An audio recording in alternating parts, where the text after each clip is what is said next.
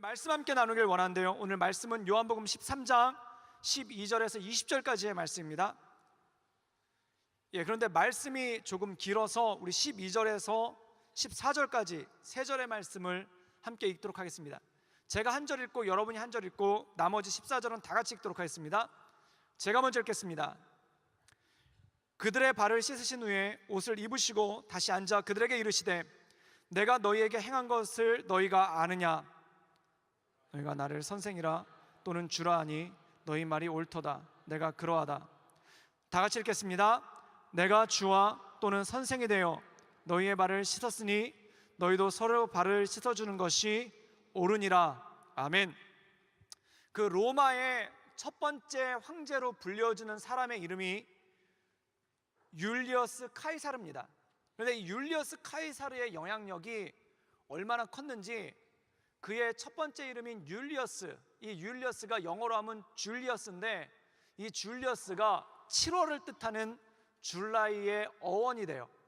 그 정도로 영향력이 큰 사람이고, 그리고 카이사르라는 이름이 그 영어에서 황제를 뜻하는 시저, 그리고 독일어에서도 황제를 뜻하는 카이저, 그리고 러시아어에서도 황제를 뜻하는 차르라는 말이 이 사람의 이름인 카이사르에서 유래가 되었습니다.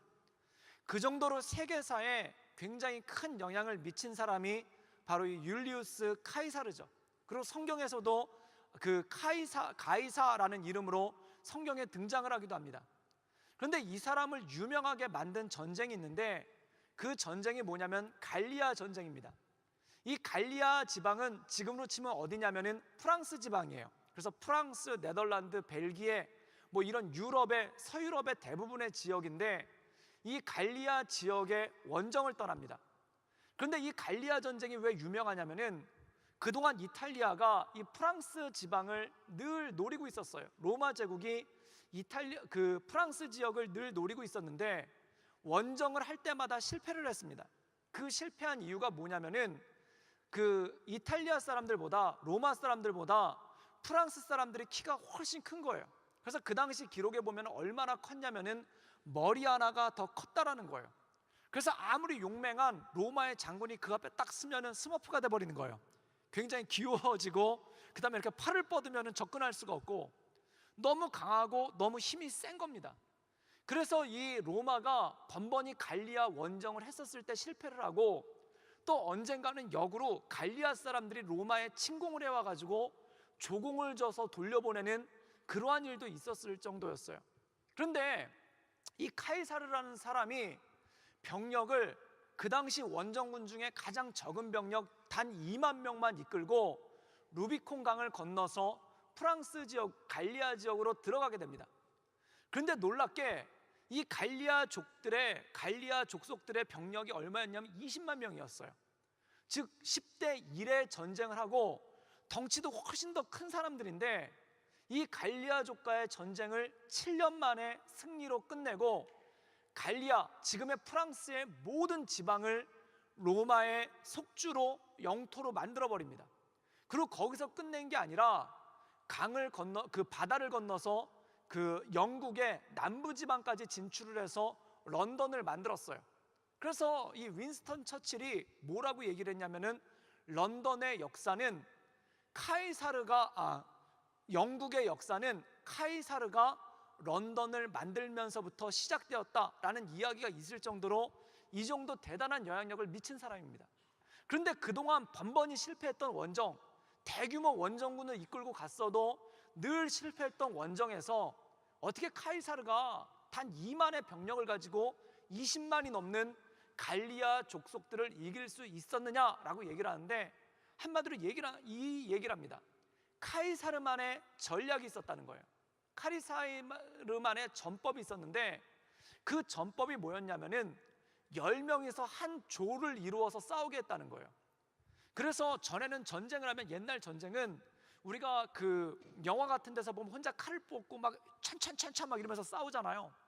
근데 이 카이사르의 전략은 뭐냐면은 10명이 한 조를 이루어서 방패로 서로를 가려주면서 그러면서 공격을 했다고 그래요.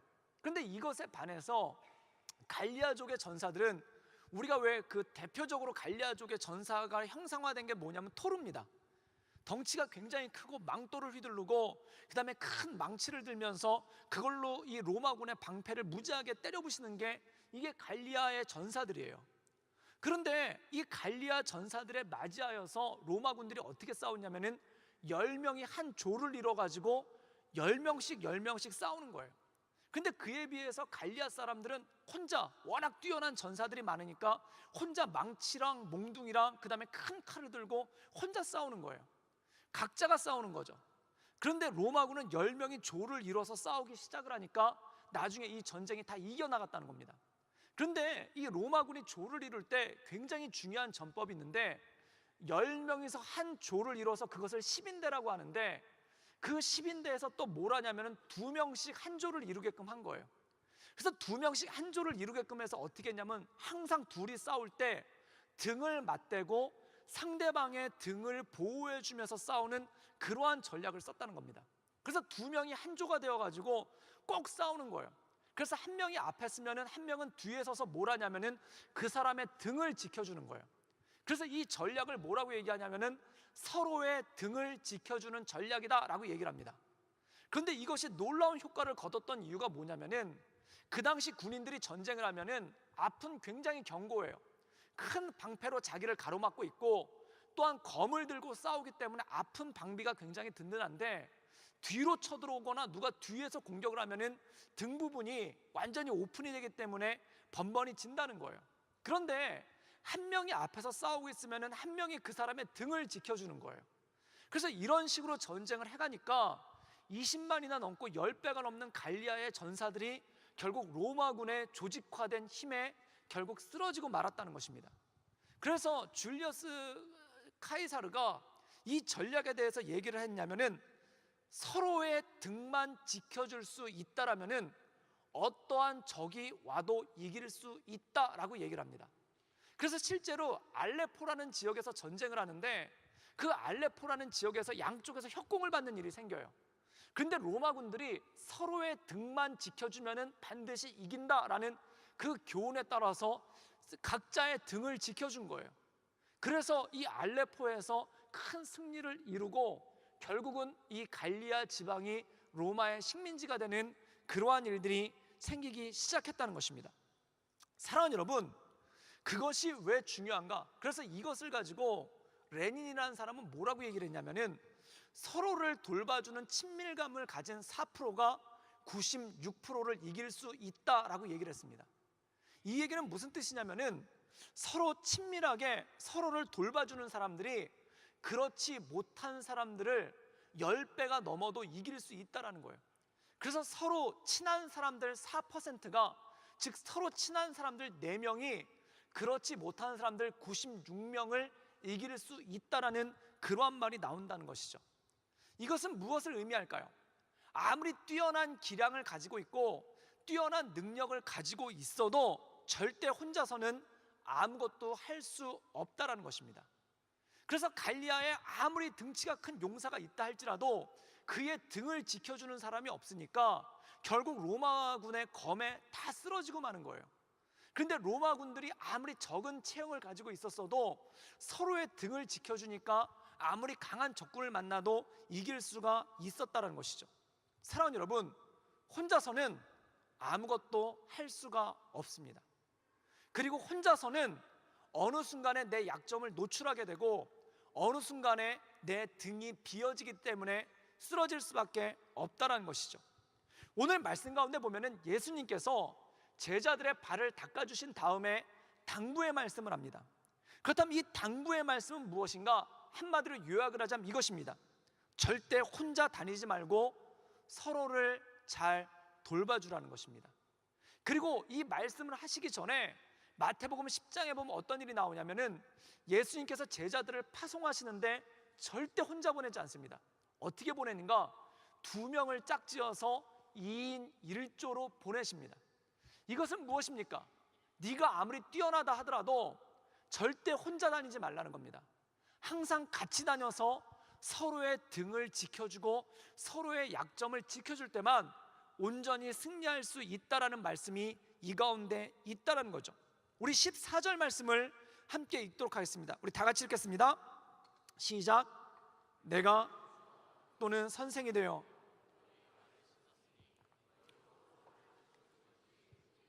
오늘 말씀 가운데 보면 주님께서 굉장히 중요한 말씀을 하세요. 내가 주와 또는 선생이 되어 너희의 발을 씻었으니, 이건 굉장히 중요한 겁니다. 이 당시에 발을 씻어주는 사람들은 종이에요. 그런데 예수님께서 뭐라고 얘기했냐면 내가 종으로서 너희의 발을 씻겨준 것이 아니라 주인과 선생으로서 너희의 발을 씻겨줬다는 겁니다. 이것은 무엇을 의미할까요? 내가 주와 선생으로서 너희에게 명령을 한다는 겁니다. 이 명령은 선택사항이 아니라 반드시 지켜야 될 필수라는 거예요. 그럼 반드시 지켜야 되는 것이 있는데 그것이 뭐냐면 서로의 발을 씻어주라는 것입니다. 여러분, 종이 주인의 발을 씻어주는 건 당연한 거예요. 그런데 종의 입장으로서 발을 씻어준 것이 아니라 주인의 입장으로서, 선생의 입장으로서 너의 발을 씻어줬다는 겁니다. 제가 이 말씀을 묵상하기 위해서 제 발을 직접 씻어보았어요. 씻었어요. 그런데 이 생각이 들었어요. 왜 주님은 서로의 발을 씻어주라고 했었을까? 여러분, 이렇게 얘기했으면 이해가 됐을 거예요. 너희는 서로의 등을 밀어주어라. 목욕탕에서 내가 내 등을 못 닦잖아요. 내가 내 등을 못 밀잖아요. 그러니까 서로의 등을 밀어주어라. 이건 이해가 돼요. 내가 못하는 거니까 다른 사람이 해줄 수 있도록 해줘라. 그가 못하는 거니까 네가 대신해줘라. 이거 맞는 말이에요. 그런데 등을 밀어줘라가 아니라 발을 씻어주라는 거예요. 발은 내가 씻을 수 있는 거예요. 발은 분명히 내가 닦을 수 있는 거예요. 그런데 예수님은 네가 네 발을 닦아라 라고 말씀하신 게 아니라 서로의 발을 닦아주어라. A라는 사람이 B라는 사람의 발을 닦아주고 B라는 사람이 A라는 사람의 발을 닦아주라는 것입니다. 왜 그렇게 말씀하셨을까요? 분명히 내가 혼자 충분히 씻을 수 있는데, 내가 혼자 충분히 닦을 수 있는데 왜 너 스스로 닦지 말고 서로의 발을, 즉 남의 발을 닦아주고 남이 너의 발을 닦아주게끔 하라라는 말씀을 왜 하셨을까요? 이게 참 궁금한 거예요. 그래서 발을 씻다가 발에 대해서 곰곰이 생각을 해봤어요. 아무리 생각해봐도 이유를 모르겠어요. 그래서 발그림을 갖다 그려가지고 책상 위에다 붙여놓고 그리고 묵상했어요. 이게 뭘까? 이게 뭘까? 그러다 놀라운 사실을 깨달았습니다. 발은 스스로 씻을 줄 있어요. 그런데 놀라운 일이 있었습니다. 제가 신방을 열심히 마친 다음에 집에 들어갔어요. 신발을 벗고 딱 집에 들어가가지고 앉아서 이렇게 밥을 먹으려고 하는데 저희 아내가 이런 말을 하는 거예요. 이게 무슨 냄새야? 그러는 거예요. 저는 아무 냄새가 나지 않는데 저희 아내는 이게 무슨 냄새야? 그러더니 저희 애가 아빠 막 그러면서 소리를 지르는 거예요. 그때 제가 놀라운 인사이트를 얻었어요. 그것이 무엇인가? 자기 발냄새는 자기가 못 맡아요. 여러분, 굉장히 감격하시는 분이 있네요. 자기 발을 자기가 맡을 정도면 이 사람은 발이 썩어가고 있는 거예요. 지금 발에서 지금 엄청난 미생물들이 지금 거의 진화의 단계를 넘어서서 대단한 거예요. 이건 뭐냐면은 자기에게 나는 발냄새는 자기가 못 맡는다는 겁니다. 즉 자기 발에서 냄새가 나고 있다는 것을 자기가 못 깨닫는 거예요. 그래서 남이 씻어줘야 됩니다. 또 하나, 자기 입에서 나는 냄새는 자기가 몰라요. 여러분, 말을 하면서 자기 입에서 나오는 냄새를 아는 사람이 있습니까? 지금 내 입에서 나는 내 입냄새를 내가 알고 있으면은 이분은 입안에서 엄청나게 심각한, 정말 전문가의 상담을 요하는 일들이 벌어지고 있는 거예요. 놀랍게도요, 사람은 자기 몸에서 나는 냄새, 자기 발에서 나는 냄새, 자기 입에서 나는 냄새를 자기 스스로가 모릅니다. 그럼 무엇인가? 내 몸에서 나는 냄새는 내가 아는 게 아니라 다른 사람이 안다는 거예요. 그리고 내 몸에서 나는 냄새는 멀리 있는 사람이 아는 것이 아니라 내 주변에 있는 사람, 내 가까이에 있는 사람이 그 사람의 냄새를 맡는다는 거예요. 내가 내 발을 못 씻는 이유가 무엇인가? 손이 안 닿아서 못 씻는 이유가 아니에요. 냄새가 나는지 모르기 때문에 미처 깨닫지 못한다는 겁니다. 서로의 발을 닦아줘야 되는 이유가 뭐냐면 손이 안 닿기 때문에 서로에다 발을 닦아줘야 되는 것이 아니라 내가 내 발이 더러워진 것을 모르고 있는 거예요. 즉, 이 얘기는 무슨 뜻이냐면은 나는 내가 더러워진 것을 알지 못하는데 남은 그 사람이 더러워진 것을 안다는 겁니다. 여러분, 세상에서 가장 정확한 눈은 무엇인가? 다른 사람이 나를 보는 눈이 가장 정확해요. 때로 누군가가 어드바이스를 해요. 그럼 우리는 화를 냅니다. 당신이 나에 대해서 뭘 안다고? 당신이 나에 대해서 얼만큼 안다고? 당신이 내 마음을 알아 라고 얘기를 합니다. 근데 중요한 게 있어요. 내 마음도 모르는 나의 마음을 다른 사람이 알 때가 있어요. 그리고 나도 미처 깨닫지 못하고 있는 나의 잘못을 다른 사람이 깨닫고 있을 때가 있어요. 그리고 내가 알지 못하는 나의 실수를 다른 사람이 알 때가 있다라는 겁니다. 여러분, 한국에서 음주운전에 죄가 하나 더 추가됐는데 그게 뭐냐면은 누군가 음주운전을 하고 있잖아요. 술을 먹고 운전을 하고 있는데 그 옆에 앉아있는 사람이 말리지 않으면은 그것도 죄가 돼요. 똑같은 죄예요. 왜 그 사람이 술 먹은 것을 알면서 말리지 않았느냐는 거예요. 여러분, 술 먹은 사람들의 특징이 뭔지 아십니까? 술 먹은 사람들이 가장 많이 하는 얘기가 뭐냐면 나 안 취했어예요. 이거는 망고의 진리예요. 아, 나 안 취했어, 안 취했어. 그러면서 막 비틀비틀 걸어요. 안 취했어, 안 취했어. 그러면서 막 힘들어요. 제가 호주 오기 전에 그 베트남 가기 전에 군대 친구들을 한 달에 한 번씩 만났어요. 저희 동기가 9명인데 얘네들은 먹으면 항상 술을 마셔요. 그럼 제가 술을 안 마시니까 이 친구들을 나중에 태워다 주는 일을 해요. 그럼 가관이에요. 9명의 친구들을 만났는데 갈 때는 9명의 강아지를 끌고 가는 것 같아요. 온갖 정말 강아지와 비슷한 일들은 다 해요. 아무 데서나 볼일 보기, 그 다음에 아무 데서나 짖기, 그리고 아무 데서나 소리 지르기. 심지어 어떤 애들은 그 한국의 그 건널목은 이렇게 사다리 모양으로 돼 있지 않습니까? 그걸 네 발로 기어요. 그 차들이 빵빵거리는데 그걸 네 발로 기면서 너 뭐해? 그랬더니 하늘로 올라가고 있대요. 그래서 걔를 붙잡아 놓고 너 왜 그래? 그랬더니 나 안 취했어. 그래요. 그리고 어떤 애는 전봇대를 붙잡고 그거랑 씨름을 하고 있어요. 그래서 너 왜 그래? 그랬더니 골리앗이 서 있대요. 그런데 너 정신 차려? 그랬더니 나 안 취했대요. 여러분, 취한 사람은 자기가 취한 줄 모릅니다. 왜 그럴까요? 그런데 옆에 사람은 그 사람이 취한 줄 알아요. 취한 사람은 자기가 취한 줄 모르기 때문에 열쇠를 붙잡고 운전한다고 그래요. 만취 상태가 돼가지고 똑바로 걷지도 못하면서 나는 안 취했기 때문에 운전할 수 있다라고 그래요. 그러면 옆에 사람은 그거를 말려줘야 되는 거예요. 너 취했어 라고 그렇게 얘기를 하고 그걸 말려줘야 되는 거예요. 그럼 그 사람들은 화를 냅니다. 나는 안 취했다는데 왜 취했다고 하냐고 그러면서 막 화를 내요. 그래도 그것을 뺏어야 되는 거예요. 여러분, 예수님께서 서로의 발을 닦아주어라 라고 하신 말씀은 무엇인가? 나는 내 연약함을 잘 몰라요. 사람은 놀라운 게 있습니다.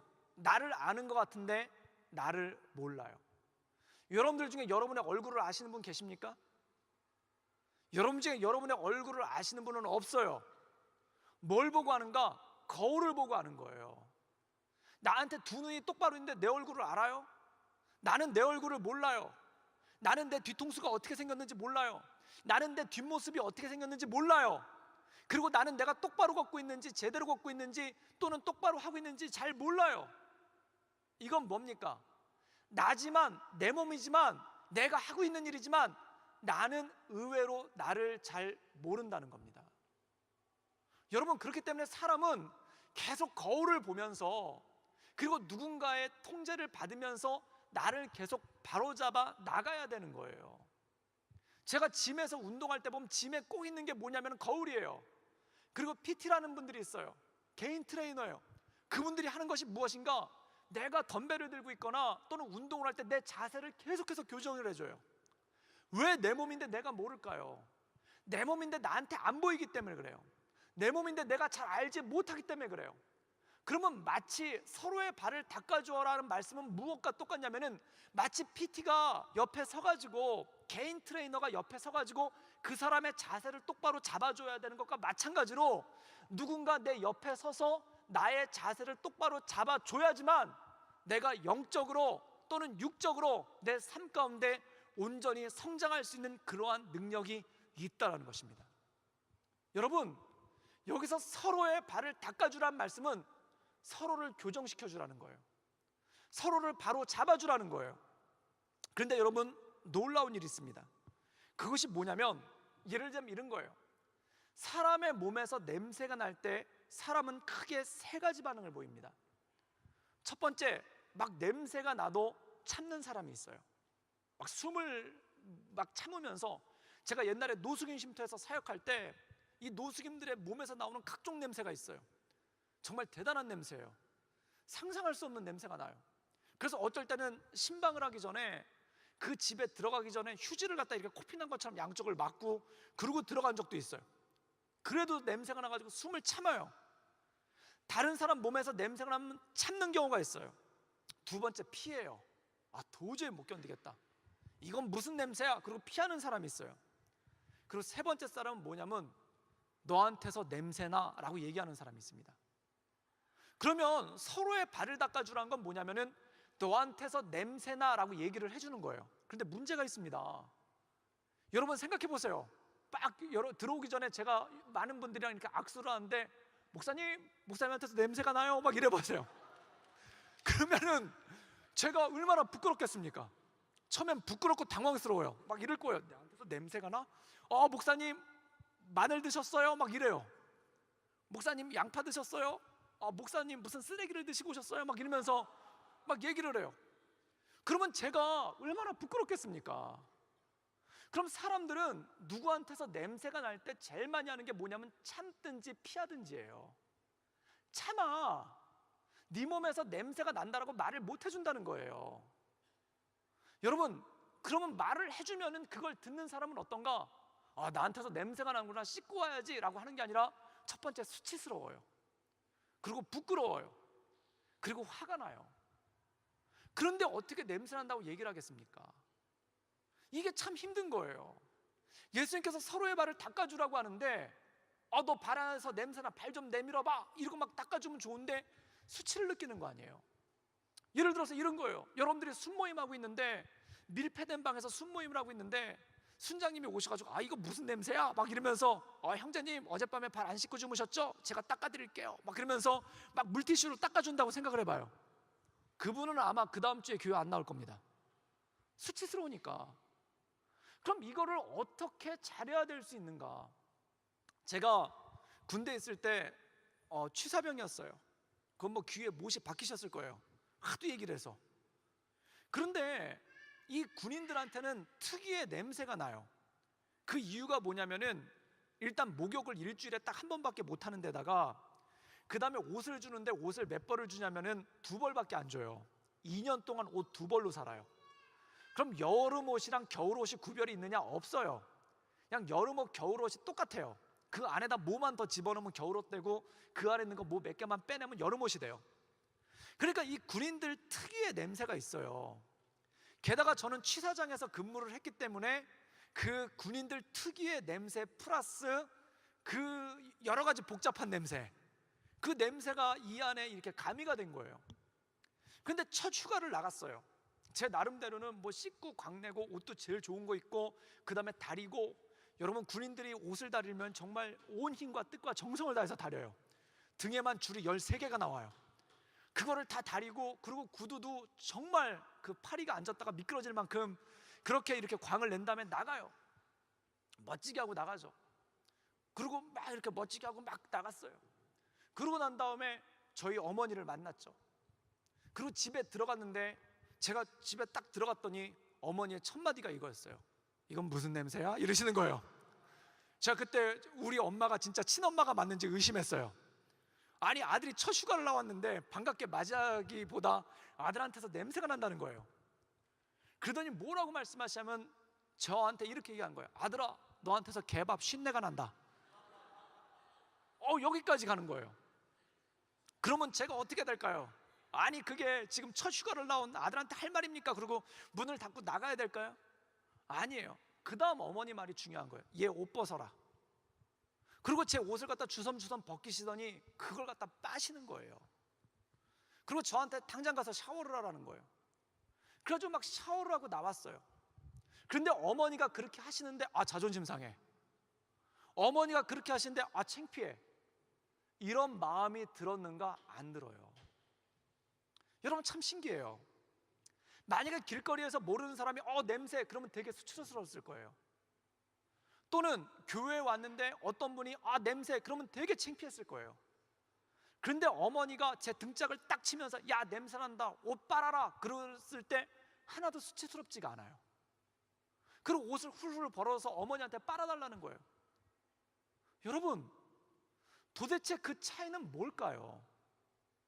왜 다른 사람들이 너한테서 냄새난다 그러면 수치스럽고 창피하고 분노가 나는데 어머니가 빨아준다고 했었을 때는 부끄럽지도 않고 수치스럽지도 않고 네 빨아주세요 아무렇지도 않게. 그리고 제가 첫 데이트 나갈 때 저희 아내와 첫 데이트를 나갈 때 옷을 멋지게 차려입었어요. 제가 저희 아내와 연애하기 전에는 그 군복을 제대하고 난 다음에도 입고 다녔습니다. 그러다가 저희 아내와 첫 데이트를 할 때 그 군복을 벗고 그때서야 저는 비로소 영적으로 제대를 했어요. 그리고 옷을 입었어요. 그리고 어머니한테 물어봤죠. 어머니 저 어때요? 그랬더니 어머니가 한 말씀을 하시더라고요. 야 냄새난다 옷 좀 빨아라. 그러더니 주섬주섬 어디서 옷을 갖다 가져오셔가지고 그걸 입혀주신 거예요. 창피했나? 아니에요. 엄마는 엄마 그때 드는 생각이 뭘까요? 첫 번째, 어머니는 내가 이 데이트가 잘 되기를 간절히 바라시는구나. 그리고 가장 정확하게 내가 잘 데이트를 할 수 있도록 도와주시고자 원하는구나. 그리고 나한테 가장 좋은 것을 주시고자 하는구나. 이걸 느끼는 거예요. 여러분 이 서로의 발을 닦아주란 뜻은 이런 뜻입니다. 내가 그 사람의 발을 닦아줬는데 그 사람이 창피해하지 않아요. 내가 그 사람의 발을 닦아줬는데 그 사람이 수치스러워하지 않아요. 여러분 누군가 잘못했어요. 그래서 너 그거 잘못했어 라고 얘기하는데 그 사람이 화를 내요. 왜 그럴까요? 그건 잠언에 나와 있는 말씀이에요. 잠언에서 뭐라고 얘기하냐면은 너는 미련한 자를 책망하지 말고 지혜로운 자를 책망하라. 왜 그런가?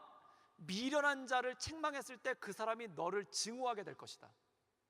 그러나 지혜로운 자를 책망하면 그 사람이 그걸 고마워할 거라는 거예요. 그런데 그 다음에 나오는 말씀이 기가 막힙니다. 그러나 지혜로운 자가 많지 않도다. 이렇게 나와요. 이건 뭘 얘기할까요? 누가 저한테 목사님 그거 잘못했어요. 그러면 그렇죠. 제가 잘못했죠. 네 바꾸겠습니다. 말씀해 주셔서 고마워요. 이러면 전 지혜로운 사람이에요. 근데 앞에선 그래요. 그리고 뒤에 가서 지가 뭔데 막 이래요. 이런 미련한 사람이에요. 근데 세상에 누군가의 잘못에 대해서 누군가의 허물에 대해서 얘기해 줬을 때 그걸 고맙게 받아들이고 그것을 좋게 받아들이는 사람이 세상에 얼마나 있겠습니까? 이게 문제라는 거예요.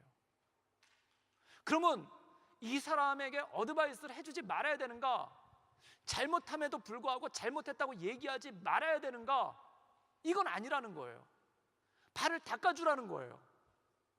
그러면 말하면 기분 나빠하는데 내가 네 발을 닦아준다고 하면 기분 나빠하는데 어떻게 이 사람의 발을 닦아줄 수 있겠습니까? 여기서 중요한 게 있는 거예요. 그 사람의 발을 닦아주기 위해서는 그 사람의 엄마가 돼야 돼요. 그 사람의 발을 닦아주기 위해서는 그 사람을 엄마와만큼 사랑해야 돼요. 그 사람의 발을 닦아주기 위해서는 그 사람을 전심으로 사랑하는 마음이 없으면 그 사람의 발을 닦아줄 수가 없는 거예요. 그럼 예수님께서 너는 그들의 발을 닦아주어라 라고 말씀한 건 뭘까요? 네가 그 사람의 잘못을 지적해도 그가 분노하지 않을 만큼의 그 큰 사랑과 그것이 전제되어야 된다는 것입니다. 이것은 너무나 중요한 말씀이에요. 제가 청년부에서 한국에 있는 청년부를 섬길 때 그 저녁에 성령 집회를 했어요. 그때 많은 사람들이 울었죠. 그리고 어떤 자매가 한참 울고 나서 다 이렇게 불을 꺼놓고 기도를 하거든요. 근데 그 자매가 한참을 울고 기도를 한 다음에 저한테 상담을 받으러 왔어요. 그래서 제가 여기 구석에 이제 불빛 있는 데 서 있는데, 목사님 그러면서 이렇게 상담을 받으러 온 거예요. 깜짝 놀랐어요. 기절할 뻔했어요. 눈이 팬더예요. 화장이 다 흘러가지고 눈이 이렇게 막 눈에 먹물이 흘리고 막 눈이 이렇게 팬더가 된 거예요. 그래가지고 저한테 와가지고 목사님 그러고 상담을 하는 거예요. 그때 제가 처음으로 좀 당황스럽기도 하고, 눈이 좀 이렇게 눈 화장 좀 어떻게 좀 뭐 이렇게 얘기를 해야 되는데 못 하겠어요. 그런데 옆에 있던 그 자매를 굉장히 영적으로 잘 케어해주는 언니 하나가 그 자매를 이렇게 데리고 화장실에 가서 눈화장을 다 지워주고 온 거예요. 놀라운 일이더라고요. 그 자매의 눈썹이 반밖에 없는 걸 그때 알았어요. 그리고 그 자매가 와가지고 저한테 상담을 하는 거예요. 근데 그 언니가 친언니가 아니라 교회 언니인데 그 자매의 눈썹을 갖다 다 정리해 주는데 이 자매는 가만히 있어요. 왜 그럴까요? 그 언니가 자기에 대해서 정돈해 주는 거, 그거에 대해서 기분이 안 나쁜 거예요. 여러분, 영적 리더는요 그런 겁니다. 엄마와 같은 거예요. 너 그래서 되겠니? 라고 했을 때 그 사람이 기분 나빠하지 않는 거예요. 여러분, 저는 이런 생각을 했습니다. 잠언 말씀을 읽으면서 너 잘못했어 라고 얘기했을 때 그걸 못 받아들이는 사람, 그 사람이 미련한 사람이고 그 사람이 잘못인 줄 알았어요. 그런데 서로 발을 닦아주어라 라는 그 말씀을 들으면서 한 가지 깨달은 게, 너 이거 잘못했어 라고 얘기했을 때 그 사람이 기분 나빠한다면 그 너 잘못했어 라고 얘기한 사람이 회개해야 된다는 거예요. 내가 이 사람에게 진정한 신뢰를 얻지 못했구나. 내가 좋은 말 하는데 지가 기분 나빠해? 이렇게 반응하는 게 아니라, 내가 이 사람을 엄마처럼 사랑하지 못했구나. 내가 이 사람을 엄마처럼 사랑하지 못했는데 감히 이 사람에게 잘못을 지적했구나 라는 그 회개가 필요하다는 겁니다.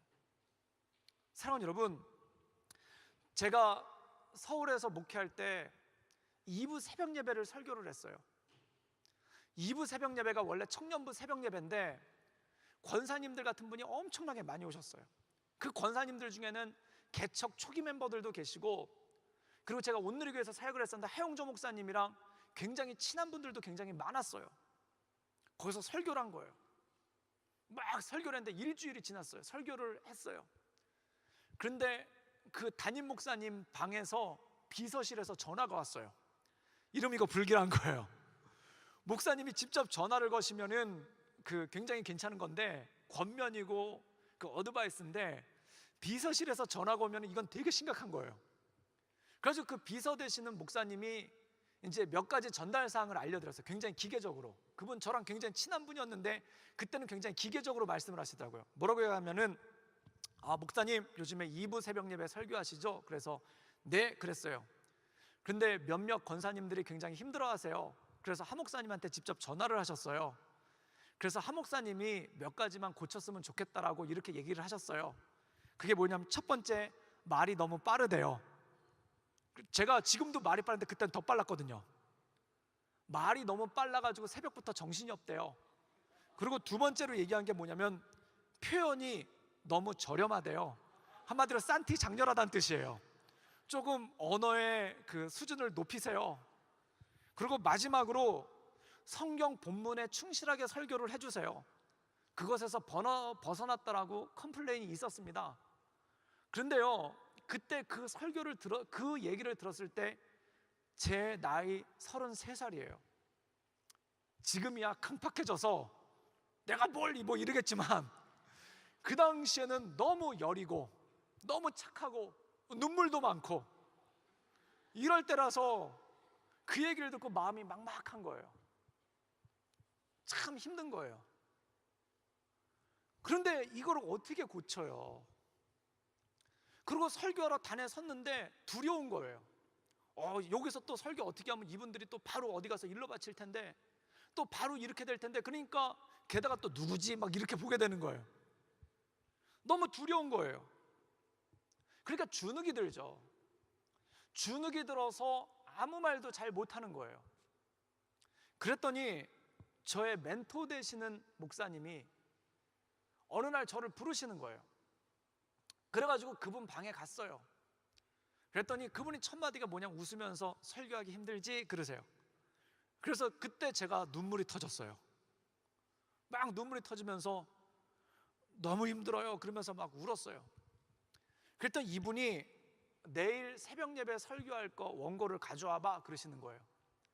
그래가지고 준비된 걸 가져왔죠. 그리고 내 앞에서 해봐 그러시는 거예요. 그래서 그 앞에서 또 했어요. 사랑하는 여러분 막 이러면서 막 이렇게 막 했어요. 그랬더니 이분이 그걸 갖다 하나씩 어드바이스를 다 해준 거예요. 여기 말 너무 빨라, 숨 쉬어. 그래가지고 걷다 숨표 표시해서 막 하다가 숨을 한번 쉬고, 그 다음에 그 표현 너무 싼티나 좀 올려. 그래서 국어 사전을 갖다 놓고 그 말을 대처할 수 있는 말을 찾아주셨어요. 그래서 이렇게 표현하면 더 괜찮잖아. 그리고 본문에서 벗어나려고 하니까 여기서 가지치기를 해. 여기서 더 뻗어나가지 말고 가지치기를 해서 그 안으로 돌아와. 그렇게 2주간을 어드바이스를 해주셨어요. 그러고 나서 2부 새벽 예배를 제가 그 이후로 2년 반을 더 섬겼습니다. 그 이후로 아무 얘기도 나오질 않았어요. 근데 그 2주간 저 혼자 해결되지 않는 그거, 나는 말이 어디서 빠른지를 모르겠고, 나는 내 표현 중에 어떤 게 싼티나는지를 모르겠고, 나는 어떤 표현에서 본문에서 벗어나는지를 모르겠는데 이분이 그걸 정확하게 다 잡아주시는 거예요. 그러고 나서 하니까 그 다음부터 다시 설교할 수 있는 힘이 생기고 다시 말씀을 전할 수 있는 힘이 오기 시작했어요. 여러분, 근데 그분이 너 여기서 숨 쉬어야 돼, 너 여기서 가지치기 해야 돼, 너 여기서 이렇게 해야 돼 하는 게 하나도 기분이 안 나쁜 거예요. 그것이 바로 발을 닦아주는 겁니다. 서로의 발을 닦아주는 겁니다. 왜 그분이 얘기하는 게 기분이 안 나빴을까요? 그분이 엄청난 영적 권위를 가지신 분이었기 때문에 그런 것도 있었지만 나에게 확신이 있는 거예요. 이분은 날 사랑한다. 이분은 내가 잘 되기를 원한다. 그렇기 때문에 그분이 저를 꾸짖고 그것에 대해서 충고를 해주는 게 마음에 상처가 되지 않고 너무 고마운 거예요. 여러분, 어떤 이야기가 마음에 상처가 되는 이유는 두 가지 중에 하나입니다. 그 사람이 정말 말을 잘못했든지, 내가 옹졸하든지, 아니면 그 사람이 내가 그렇게 존경할 만한 사람이 아니든지. 그럼 서로의 발을 닦아주기 위해서는 어떻게 해야 될까요? 그리고 내가 누군가에게 어드바이스를 할 수 있는 사람이 되기 위해서는 어떻게 해야 될까요? 존경받는 사람이 되어야 된다는 겁니다. 즉 예수님은 발을 닦아주어라 라고 말씀하셨어요.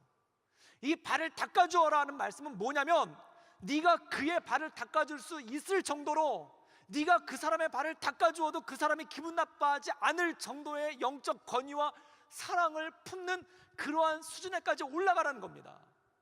지금 예수님께서 그들의 발을 닦아주시는데 제자들 기분 나빠하지 않잖아요. 왜 발을 닦아줬는데 기분 나빠하지 않았을까요? 주와 선생이 되어 그들의 발을 닦아주었기 때문에 그런 거예요. 주와 선생이라는 영적 권위, 주와 선생이라는 그 사랑, 주와 선생이라는 그것을 가지고 그의 발을 닦아줬기 때문에 제자들이 오히려 송구해하고 그의 마음들이 바뀌고 그의 마음들이 온전해지는 거예요. 그리고 그것을 가지고 제자들에게 동일하게 말씀하고 있지 않습니까? 너희도 이렇게 하라. 너희도 서로의 발을 닦아주어라. 즉 너희가 예수님과 같은 그 주와 선생된 영적 권위를 가지고 다른 사람들의 발을 닦아주어라는 것입니다. 이것은 너무나 중요한 것입니다. 나를 만들어 가라는 거예요. 다른 사람의 발을 닦아줄 수 있을 정도의 수준까지 나를 올리라는 거예요. 이것은 우리에게 주시는 가장 큰 도전이라는 겁니다. 세상에 사람은 제일 쓸쓸할 때가 언제인가? 나에게 어떠한 권면도 해주지 않는다면 그 사람은 죽습니다. 왜냐하면 내 등을 지켜주는 사람이 없는 거예요. 여러분은 여러분의 등을 지켜주는 사람이 있습니까? 여러분의 등을, 여러분의 가장 약한 그 등을 지켜주고 막아주고 방패가 되어줄 사람이 있습니까? 없다면 그 사람을 위해서 기도해 주십시오. 없다면 그 사람을 위해서 기도하십시오. 지금 나에게 이런 등이 있는데, 나에게 이렇게 무방비 상태로 있는 등이 있는데, 나에게 이렇게 연약한 것이 있는데, 이것을 커버해주고 가려줄 그런 사람을 주십시오. 특별히 상처가 있으신 분이 있어요. 특별히 어른들에게 상처 있는 분들이 있어요. 이분들 기도하십시오. 이 어른들에게 받은 상처를 커버해 줄 수 있는 정말 좋은 어른을 만날 수 있도록 주님 도와주십시오. 또 이런 경우가 있어요. 사랑했던 사람으로부터 배신당한 경우가 있어요. 그게 상처가 되는 거예요. 그럼 이렇게 기도하십시오. 내가 이 받은 상처를 커버해 줄 수 있는, 나를 깊이 사랑하는 사람을 만날 수 있도록 해주십시오. 정말 내 발을 닦아줄 수 있는 그런 사람을 만날 수 있도록 도와주십시오. 이것이 첫 번째 기도입니다. 그 다음 두 번째 기도는 무엇인가? 내가 그런 사람이 되게 해주십시오. 누군가의 약점을 지켜줄 수 있는 사람, 누군가의 약점을 보호해 줄 수 있는 사람, 그리고 내가 너한테서 냄새나 라고 얘기했을 때 기분 나빠하지 않고 고마워라고 말할 수 있는 그런 사람이 될 수 있도록 나를 만져주십시오. 그것이 서로를 지켜주는 것입니다. 여러분, 이렇게 얘기하지 마세요. 어떤 청년한테 발레면서 내 발 좀 닦아봐, 이거는 말씀을 거꾸로 가는 거예요. 누구든지 그 왼뺨을 때리면 오른뺨을 돌려대라, 이 말씀을 읽고 가서 옆에 있는 사람 왼뺨을 착 치면서 야 이제 오른뺨 대 말씀, 이건 말씀 잘못 해석하는 거예요. 발을 내밀어서 내 발 좀 닦아봐, 이거 잘못한 거예요. 내가 그 사람의 발을 닦아줄 수 있는 사람이 되기 위해서 애쓸 때 누군가 나의 발을 닦아줄 사람이 나타나기 시작한다는 것입니다. 사랑하는 여러분, 저는 목회자로서 그런 생각을 들어요. 내가 청년들에게 어떤 어드바이스도 해줄 수 없을 만큼 빈약한 사람이라면 어떻게 될 것인가? 제가 어떤 청년한테 또 이렇게 했더니 걔가 기분 나빠요. 지가 뭔데 막 이러면서 내 목사님 너무 고마워요. 그런데 집에 가면서 지가 뭔데 교회 옮겨야지 이러면, 이럴까 봐 두려워요. 그리고 그게 두려워서 아무 말도 못하는, 발에 냄새가 나는 것을 알면서도 아무 말도 못하는 그런 목사가 될까, 그것이 더 두려워요. 또 이런 것이 있습니다. 내 풀풀 나는 냄새를 풍기고 있는데 누구도 얘기해 주지 않을까 봐, 그리고 누군가가 얘기를 했는데 기분이 나빠요. 지가 뭔데 이럴까 봐. 저는 참 감사하게 좋은 영적 멘토들을 참 많이 만났어요. 보통 많은 목사님들이 직장 상사랑 비슷하죠. 교회 담임 목사님 또는 영적 리더, 교회에서 일을 하게 되면은 이제 영적 리더들을 만나지 않습니까? 그러면은 담임 목사님 욕들을 많이 해요. 목사님들이. 제 교육 전도사 때 어떤 일이 있냐면, 이거 비밀입니다. 이거 끊어주세요. 그래서 교육 전도사님들 시절에 끝나고 나면은 항상 모여가지고 뭐 하냐면은 교육 담당 목사님 욕하다 끝나요.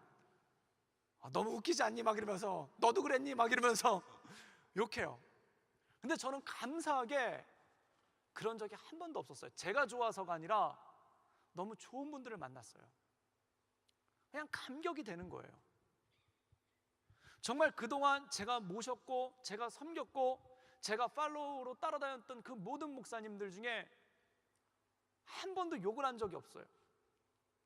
왜냐하면 제가 착해서가 아니라 그분들이 너무 훌륭했어요.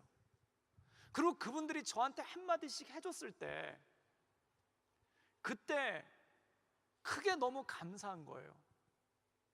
특별히 먼저 섬기던 교회에서는 어떤 리더 되시는 목사님은 제가 설교하는 걸 갖다가요, 방송으로 모니터를 한 다음에 설교가 끝나니까 전화가 왔어요. 그 전화 내용이 뭐였냐면은 이렇게 얘기를 하시는 거예요. 이종우 목사님 설교 너무 훌륭했습니다. 내용 너무 좋았고요. 아까 말씀하신 그 예와 너무 내 마음에 깊이 와닿습니다. 그런데 목사님, 숨은 쉬면서 설교해 주세요. 그분 저보다 연세 굉장히 많으신 분이에요. 그런데 그 아프신데 병원 중에 있으시면서 그거를 모니터링을 한 다음에 저한테 전화를 주신 거예요.